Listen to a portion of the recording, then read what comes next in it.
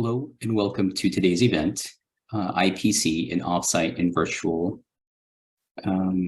Care Settings at UIOs. I'm your host, Kyle Mitchell. I am a contractor here with NCUIH. I assist with everything A through Z, wherever they need me with the subject matter expert. Today's event is going to be the third and final event in our NCUIH Project Firstline Community of Learning series titled Weaving Resilience into Infection Prevention and Control, IPC for UIOs. Before we begin today's event, we want to acknowledge that the NCUIH's office in Washington, D.C. is homeland to a diverse Native community of tribal citizens who continue to act as modern stewards of this land. NCUIH is committed to honoring and supporting Indigenous communities in all they do. At this moment, we ask you to take a brief pause to acknowledge the Indigenous lands you are joining us from.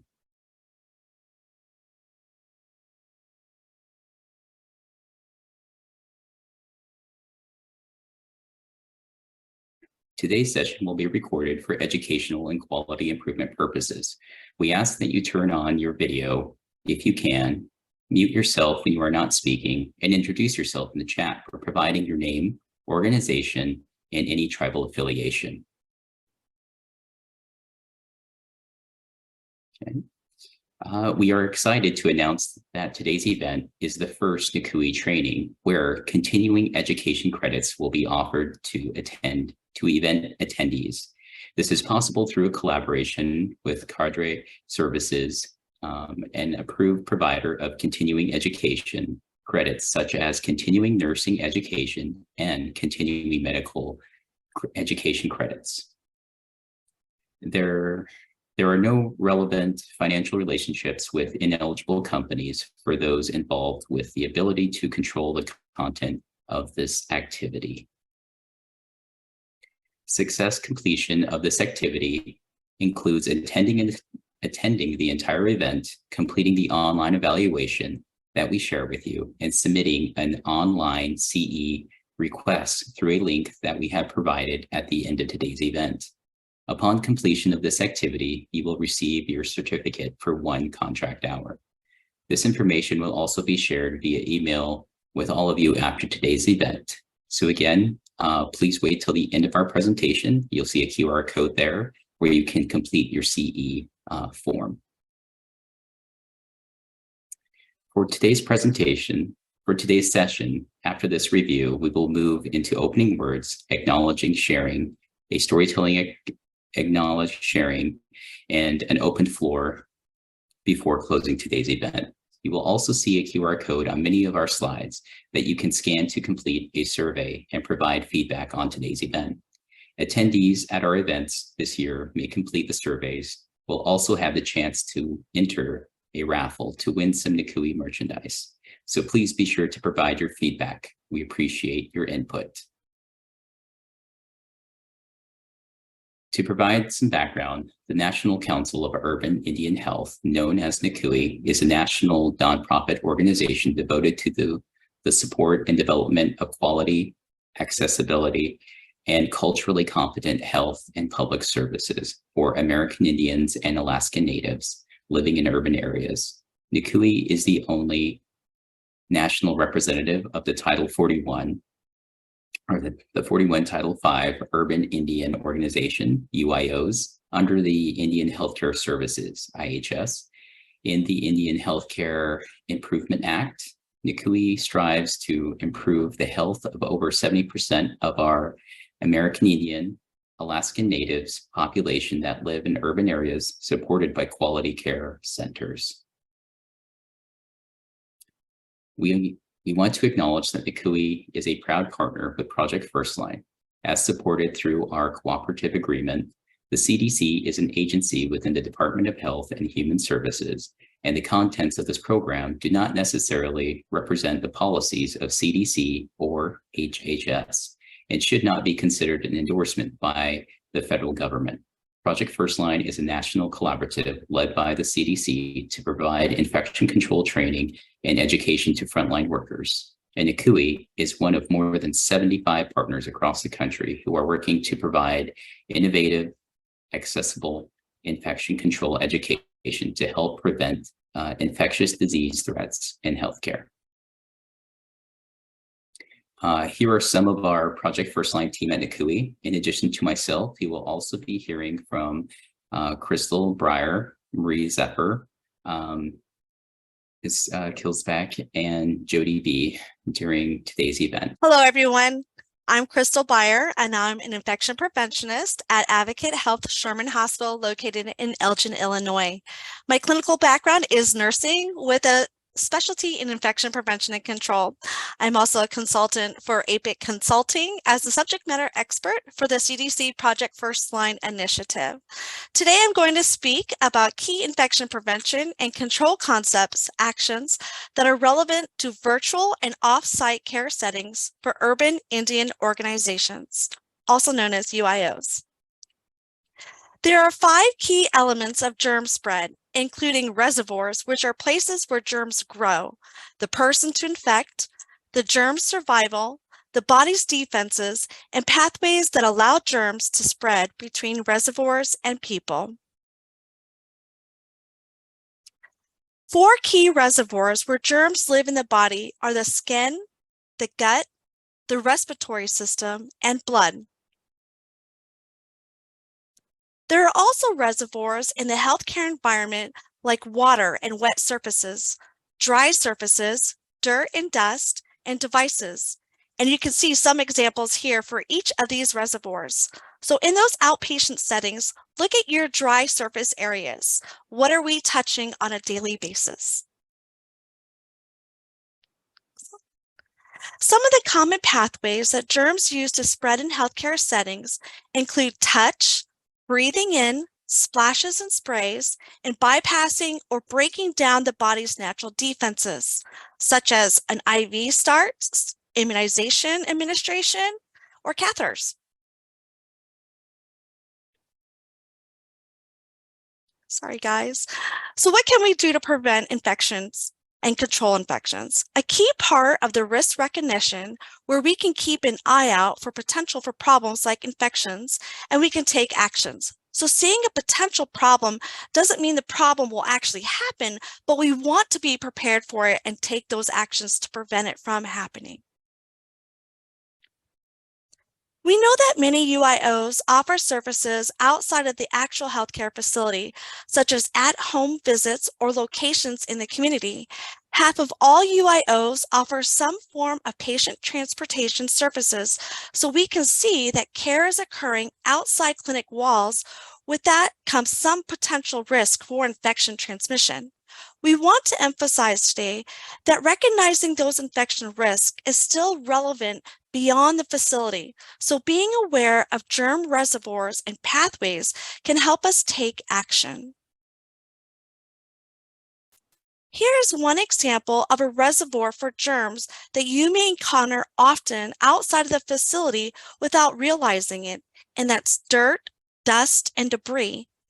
Dirt and dust contain many germs that we breathe in each day, like fungi like Aspergillus. Another key reservoir is surfaces, and the surfaces that we touch and spread germs. We also want to remind you that clinicians like doctors and nurses are not the only ones who play a role in germ spread.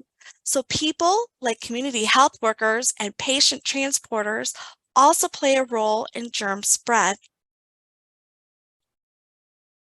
We also don't always think about preventing infection when the patient isn't in the room. Over half of the UIOs now offer some form of telehealth services, and we want to remind you that the devices and spaces where virtual care is provided can still present opportunities for germs to spread in your facility. One healthcare worker's hands can carry 1 billion bacteria, so being mindful of how those germs can spread when using technology to provide virtual care is important. So let's think about keyboards, one of the key devices used in providing virtual care at UIOs. Studies have found that nearly 97% of keyboards and computer devices in healthcare settings have germs on them. Hand hygiene is one key action that can help to reduce the germ spread to protect yourself, your colleagues, your patients, and your community. Let's dive deeper into hand hygiene. Hands are the universal pathway for germ spread because we use them so much and because there are aspects of our hands that allow bacteria to grow, such as warmth and moisture between our fingers and the web of our fingers and under our nails. So proper hand hygiene can help address this. And here you can see the key steps for hand hygiene when using hand sanitizer or soap and water. One key step of using hand sanitizer is making sure that all surfaces of your hands are used between your webs of your fingers, in your fingernail beds, the palm of your hands, and your thumbs. Those are the most missed options. A key step for using soap and water is to scrub for at least 20 seconds to lather that soap and water around all surfaces of your hands. We also discussed a lot of surfaces where germs can live today. Two key actions that can help to prevent germ spread with these are cleaning and disinfecting. Cleaning removes dirt and germs, and disinfection kills germs. Cleaning can either come before disinfection or at the same time.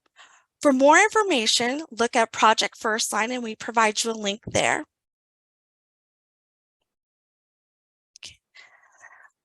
One of the things to be aware of when using disinfectants is reading the entire label, particularly to be aware of contact time, kill time, or wet time, which is the amount of time that the disinfectant has to sit on a surface undisturbed in order to work effectively.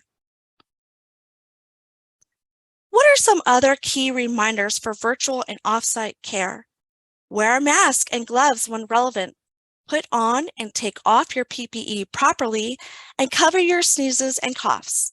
If you want to learn more, the CDC Project Firstline website also has more resources that you can turn to, such as training toolkits, infographics, videos, and more.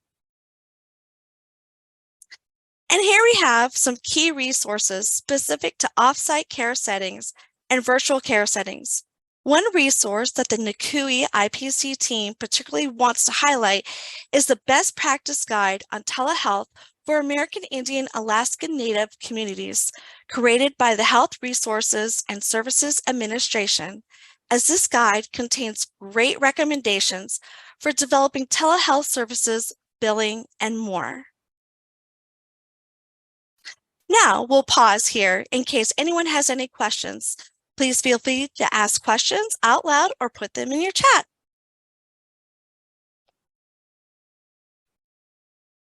Do we have any questions in there?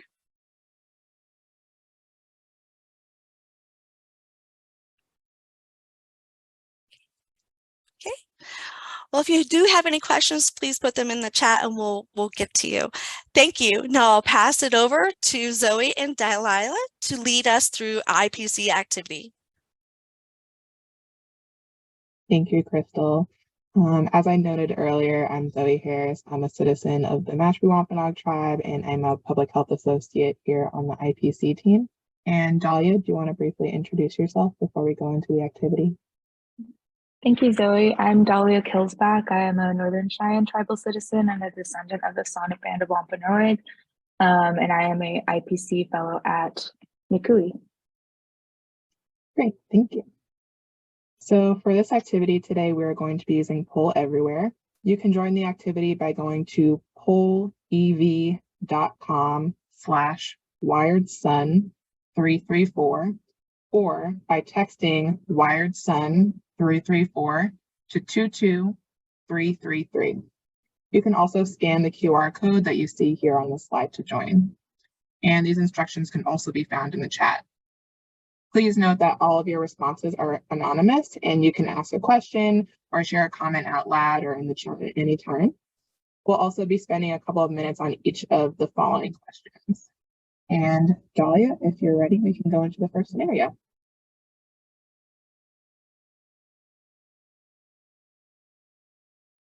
Thank you, Zoe. So now we will present a scenario. Taylor is a physician who provides primary care at a UIO. Taylor is wearing gloves and a mask. Taylor has an in-person primary care appointment that runs late. Taylor then rushes from the patient room to the room where telehealth appointments are conducted. Taylor immediately sits down at the computer and begins using the keyboard and a mouse to conduct a telehealth primary care appointment. Taylor finishes the appointment and leaves the room. Taylor's colleague enters immediately after and begins using the computer to check their telehealth appointment schedule while they eat a snack. So what reservoirs and pathways for germ spread can you identify in this scenario?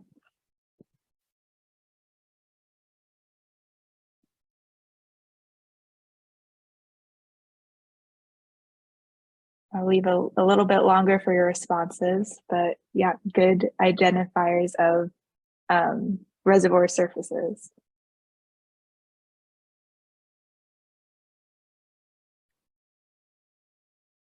Great. So we have gloves, no hand washing, skin and touch. The keyboard will collect germs.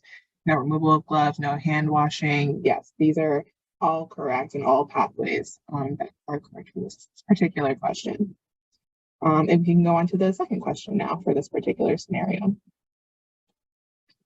So again, continuing with the same scenario, what infection prevention and control actions should have been taken and when?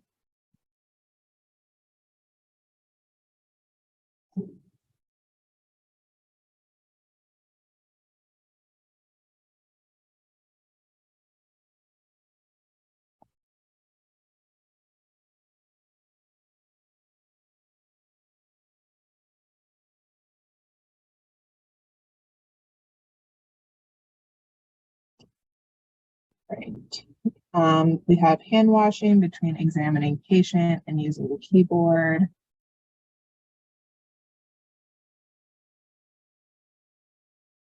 Remove gloves, hand washing, disinfect the telehealth PC between users. Yes. Hand hygiene, properly doffing in PPE. The colleague should clean hands before using the keyboard as well. Yes, these are all great responses. Clean keyboard.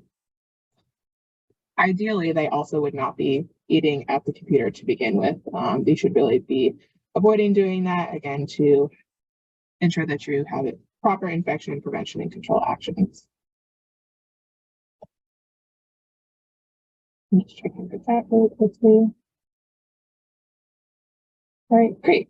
I will pass it over to Dahlia for our next scenario. So let's look at another scenario. Casey works as a nurse at a UIO that has a first aid tent at a local powwow. The first aid tent is outdoors under an open air tent on a dusty part of the field. Casey is wearing a mask and no other PPE. A powwow attendee presents to the first aid tent with a superficial scrape to the knee. Casey immediately starts cleaning and disinfecting the wound. Once the wound is clean and dry, Casey sends the individual away. So what reservoirs and pathways for germ spread can you identify in this scenario?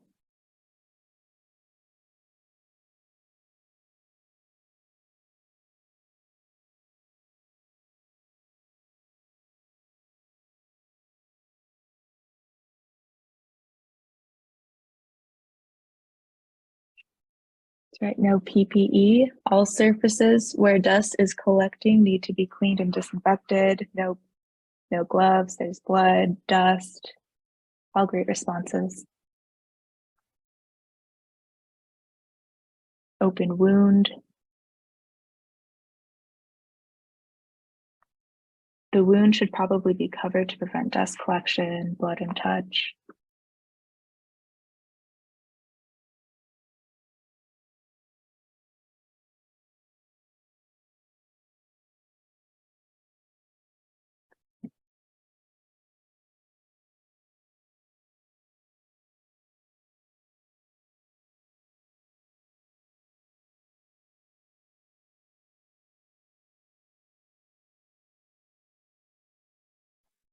Great, thanks everyone for your responses so far.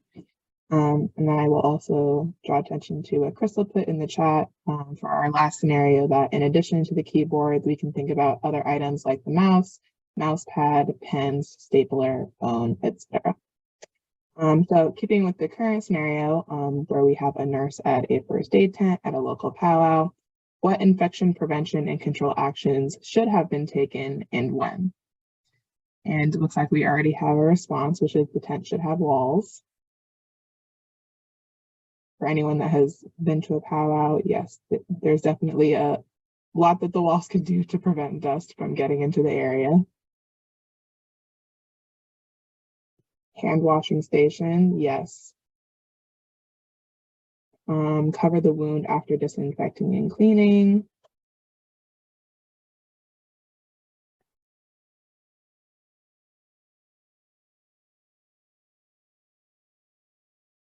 So again, we're really seeing performing proper hand hygiene. We have gloves here, so donning the proper PPE, and then properly wrapping and bandaging the wound. A gown also could be useful if they're coming into contact with the wound. Yes.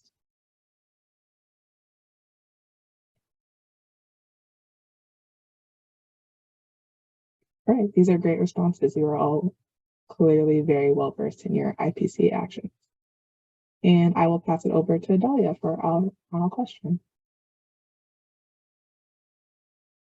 Thanks, Zoe. So finally, have you encountered any similar situations or challenges at your UIO? Please feel free to share any insight into these challenges, lessons learned, best practices, or any other comments. And you can also share aloud or in the Zoom chat if you prefer.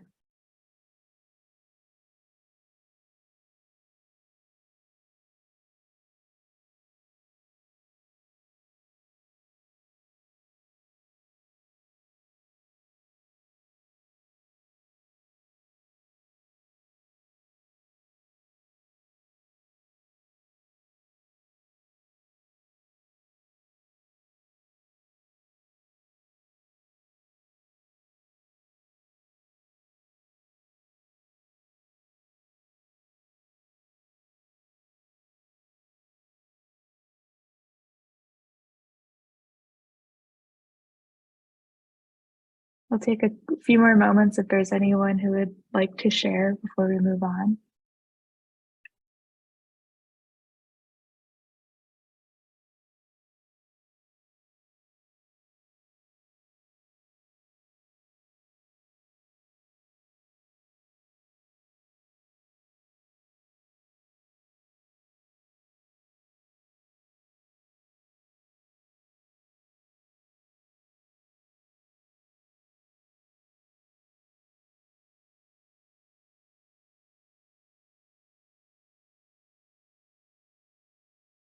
All right, well, thank you everybody for participating in this activity. And if you have anything more to share later on, please let us know. And now I will pass it over to Jody for today's UIO Spotlight.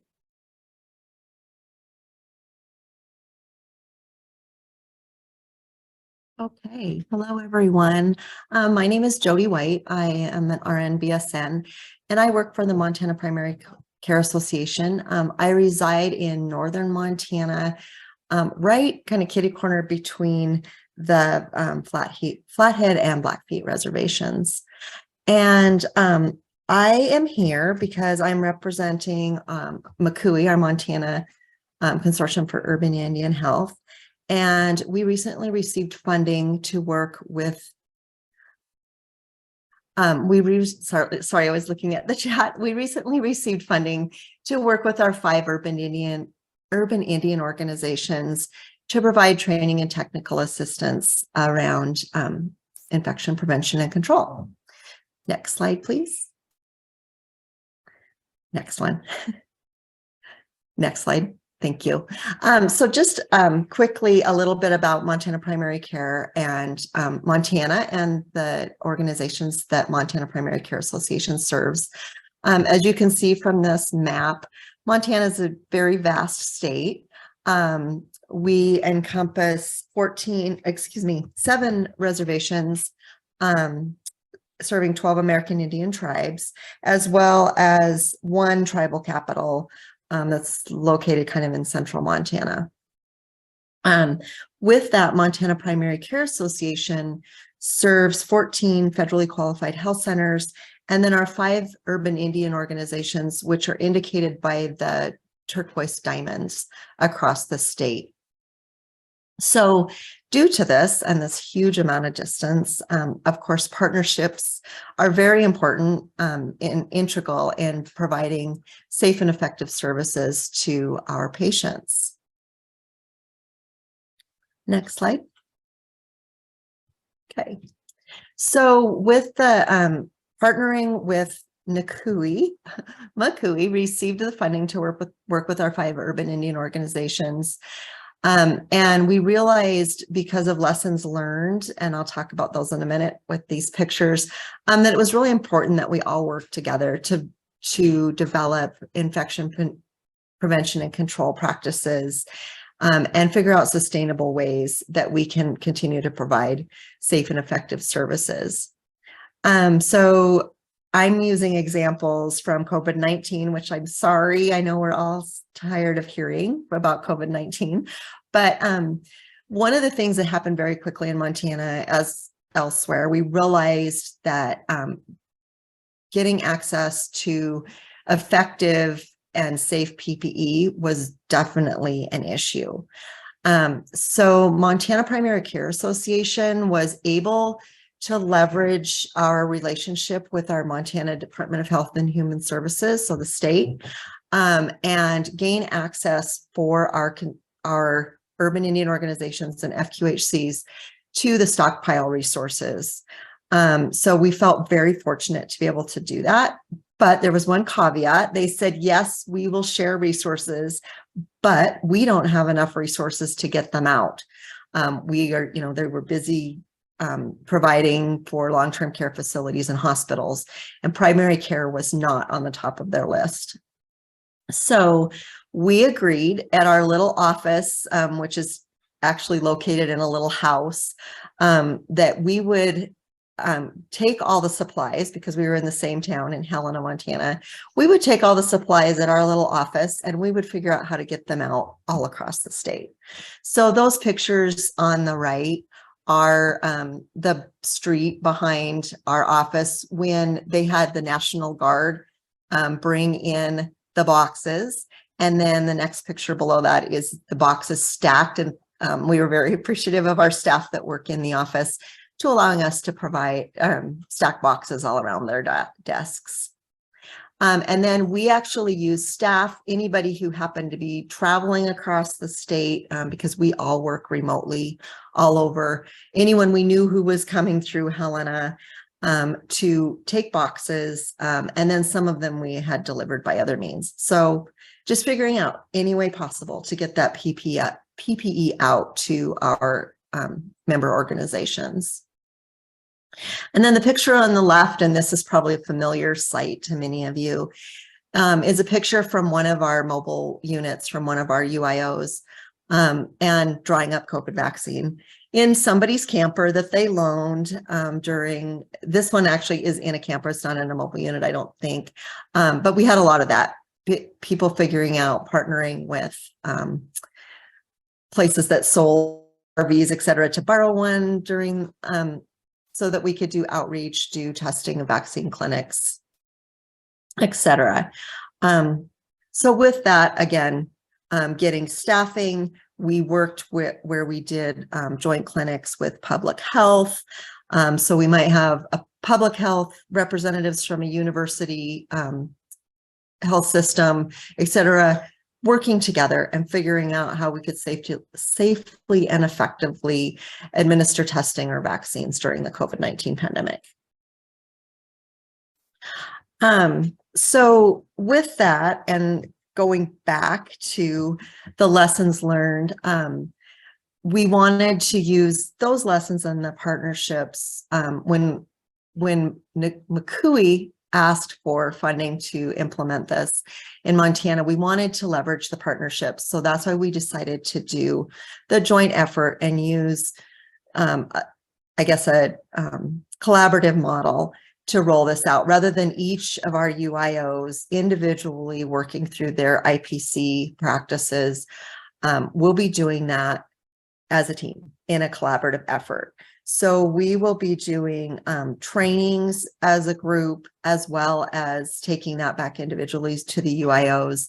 I will be going out to each of the UIOs and doing assessments with them and helping develop their policies, procedures, and workflows, et cetera, looking for, like we just went through those scenarios, scenarios that might come up and ways that we can safely respond to those.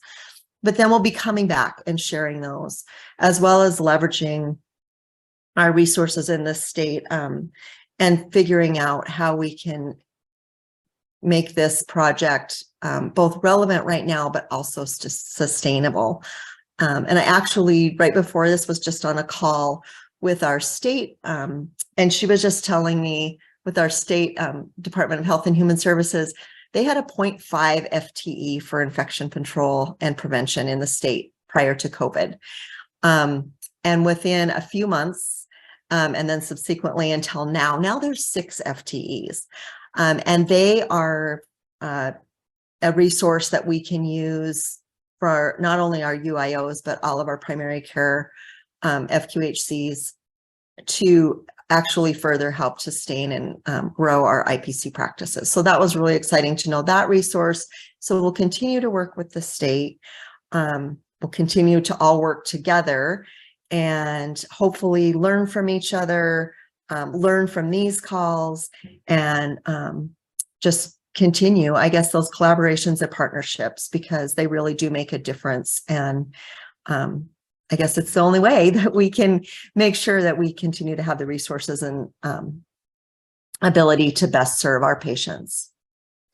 And one other, I just was really glancing down at my notes. One other really, I think, interesting and powerful way that we helped during the pandemic to reach patients and help them with their infection prevention and control efforts personally, as well as our healthcare providers, was we engaged both we have a Montana migrant health clinic associated with our group, as well as our urban Indians. And we leveraged those two groups to really bring them in as we were developing materials, so that we could make sure that those materials were culturally relevant and appropriate, so that they would actually be utilized by folks as we were trying to educate them about what they could do personally to protect themselves against infection. So I guess it's a quick overview. I was asked to speak because all of our UIOs are new to this and none of them wanted to volunteer to do the spotlight. But I don't know if I'm going to pause for a minute and see if any of them have anything to add. I know a couple of them are on. And then they could even chat, I guess.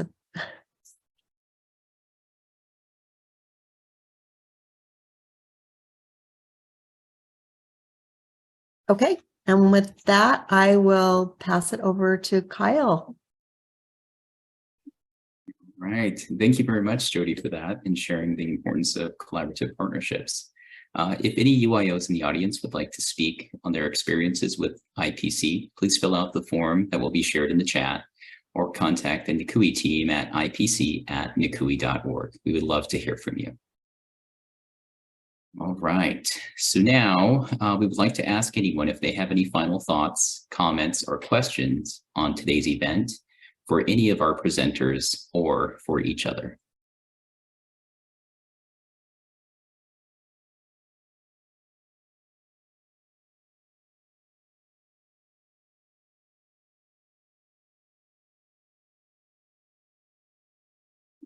There's a question in the chat, question for Jody. You mentioned FTEs. Could you clarify what those are for those who may not be familiar with them? Absolutely. So FTE is a full-time equivalent. So Montana had a half-time, I guess, essentially person at our state public health office dedicated to infection prevention control for the whole state. So that was to represent all of our, mostly they work with long-term care and hospitals. So there was no way they were going to outreach to primary care or like the UIOs, et cetera. And now they have 6 FTE, which is still not enough, but at least now organizations such as ourselves are on their radar. Thank you, Jody. Thank you for that. Anyone else, please feel free. You can either mute yourself and ask the question out loud, or feel free to drop it in the chat. I believe there's a question. Can you discuss wet and dry time for cleaning and disinfecting surfaces that may be contaminated with respiratory viruses? So just a reminder, cleaning is just the removal of those harmful germs, and then disinfecting is actually killing those germs. So depending on the product that you use at your facility, the kill time or the wet time can be up to 10 minutes. Generally, it's about 2 minutes for a product that is alcohol based, and you'll need to look at that container to see what bacteria and what viruses it does cover, because they are not created equally. So you can have an alcohol based one and a bleach product. So a bleach product will have a wet time that is longer. Generally, it's about 4 minutes, and that particular product kills things like C. difficile, norovirus, and Seurus. So we know that C. diff can live in the community or live in an environment for up to 5 months. It can lay dormant. We know that it can be passed from ourselves to our dogs, and then back to our dogs and back to us. So it's important that we utilize the appropriate cleaning product when we clean horizontal surfaces, and make sure that we're not just cleaning, but we're also disinfecting. So always look at that manufacturer's use of that particular product, and usually there's a circle and it will tell you this particular product has a 2 wet kill time, so it needs to be wet for that particular period of time. And as for bleach, it's always a little bit longer, and then of course if you do use bleach, you may want to follow that with a regular alcohol wipe. I hope this answers that question.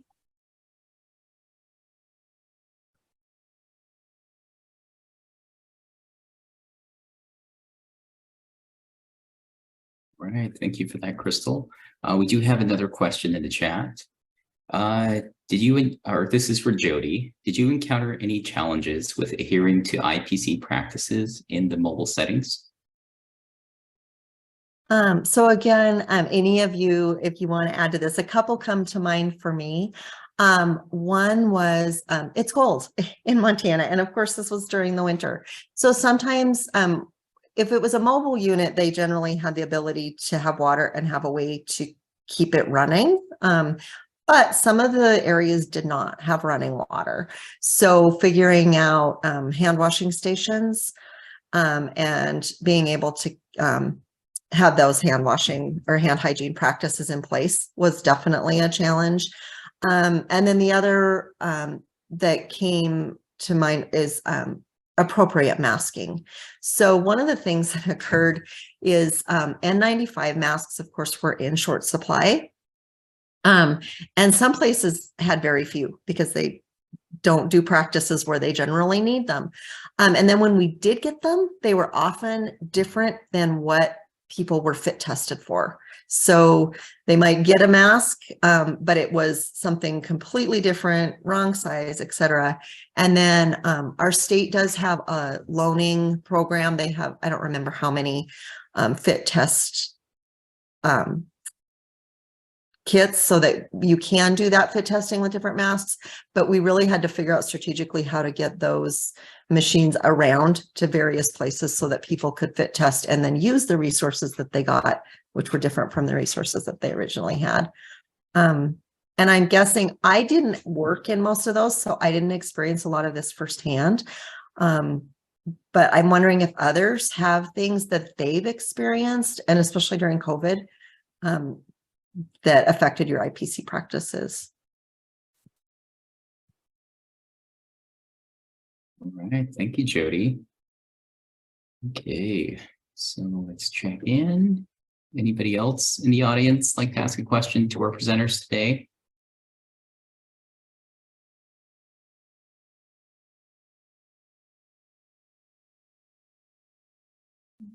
Okay, all right, Jody, and you have another question in the chat. What kinds of consideration were or are being made to make IPC related materials culturally relevant, as you mentioned?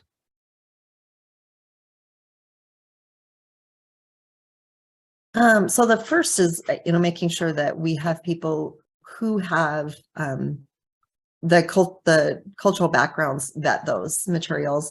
Another thing we've done is just adding graphics and photos, etc., that are pictures of people or that are American Indian or not Alaska Native for us, but Hispanic, etc., in those areas, so that they'll catch their eye. And I guess it's a trust piece as well. So that's one of the considerations. And then just language too, not making it too simple so that it's almost insulting, but simple enough that it gets the message across. And as we know, if you just do a graphic search, you're going to get just people that in those pictures that aren't necessarily indicative of the area that you live in. So that's just really important as we develop materials. And again, I would invite anyone with more background than myself or personal experience to add ideas to this.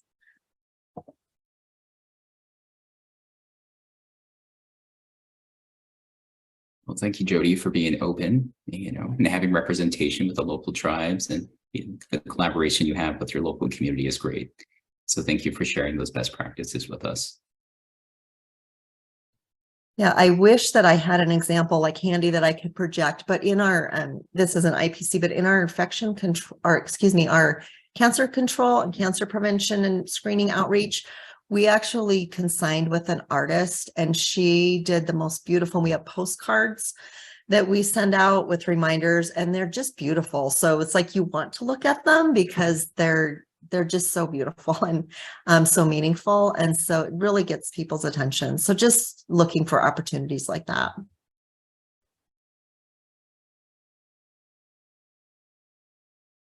Really great. Representation really matters. So thank you for doing that.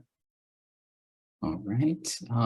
We'll put it to the floor again. Any last minute questions somebody would like to ask, or feel free to come off of mute or drop it in the chat. We do have time.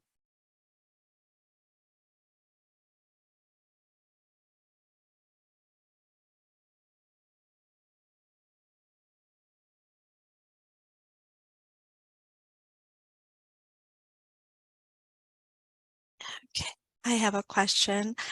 What are some ways that healthcare workers or non-clinicians can remind themselves of some of the key IPC actions and concepts? Wow, what a difficult question, because we're each unique in those key reminders. What helps us get through that day? I think part of that is being consistent on a regular basis of how you do your work. I know when I come into work, besides the first thing I do, washing my hands, is I wipe down my surface area of where I'm going to start my day. That includes my keyboard, my mouse, my pens that I use, and even my water bottle. And we want to forget our badge too. So we can add little badge reminders on our badge of the things that we need to do throughout the day. But really, you need to think about your time management and what you're doing throughout the day, and kind of getting consistent with a cadence as you're going through the day. Of course, we're going to have those hiccups of where we miss opportunities, but having that cadence, being consistent when you're doing something is going to help bring in those great habits that you're going to continue to build. I hope that answers the question.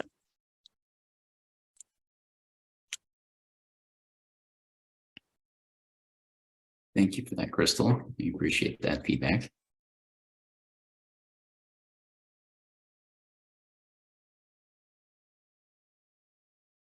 Kyle, I received a question in the chat for Crystal. What considerations should we take when we're performing care in dusty settings? I'm sorry, can you repeat that? Now, what considerations should we take when we're performing care in dusty settings? in dusty settings. So yes, I can recall living in Texas with a windstorm, or they call them the dust storms, and those, all the dust collected on the ledges, right? So when we're working in those dusty settings, we want to make sure that we don't have any fans that are running in that area, because we know that fans can pick up dust and circulate it in there. That's including with your windows, keep them shut. And again, somebody mentioned at a powwow, we want sidewalls when we're having that tent. And then to make sure that we do clean our horizontal surfaces regularly. If we have items that are requiring like patient care, if we know we're going to have dust kicking up, put it in a plastic container, wash our hands before we enter and grab it to prevent dust from accumulating on those packages. So just kind of think about those little things of how we can protect not just our surfaces, but our items that we work with as well. And as always, hand hygiene is number one.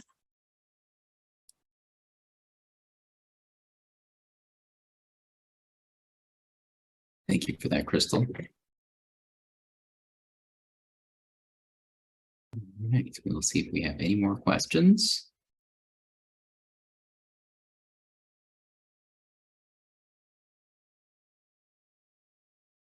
One more follow-up, Crystal, to what you just mentioned about the hand hygiene. Can you discuss a little bit what needs to be done for fingernails? Oh, yes. So fingernails are a hot topic. There was recent literature that just came out, kind of swaying away from the use of acrylic nails or gel or artificial nails.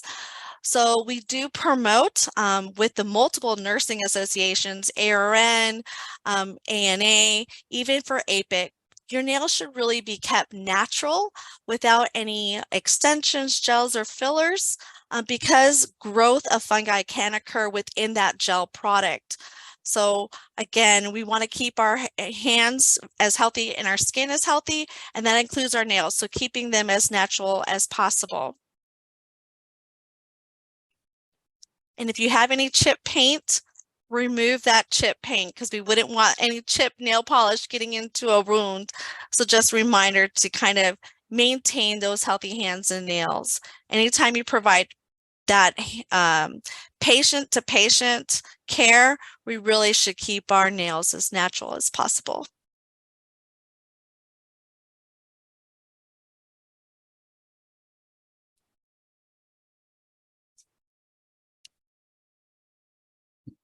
Thank you for that, Crystal.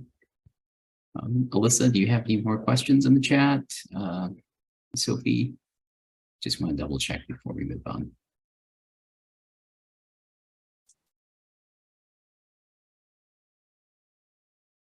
I don't see any more. I think we're good to go.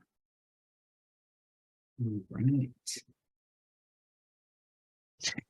Yes, Paul, that's right. Nail polish is bad. All right. Okay, so NCUIH is an IPC assistance care that you can join to access and share resources, interact with each UIOs, and more. The link to register will be shared in the chat. You can also visit our website, email our team, and listen to our podcast. You can also share feedback on today's event by scanning the QR code you see here to complete NCUIH's event evaluation survey and have the chance to win merchandise from NCUIH. Right. We also have some upcoming events, more community of learning events coming up later this year, and we hope that you will attend. NCUIH has additional events coming up, such as those you see here, and the link for the NCUIH events page will be shared in the chat. So please feel free. Okay, now here's the moment we have all been waiting for. Finally, you earn continuing education credits for attending today's event. Scan the QR code on the screen or use the link that is shared in the chat. All of this information will also be shared via email with you all. Thank you all for your attending and have a good rest of the day. And we'll stay paused on the screen for a while, so please feel free to take a picture of the QR code or see the chat for additional information.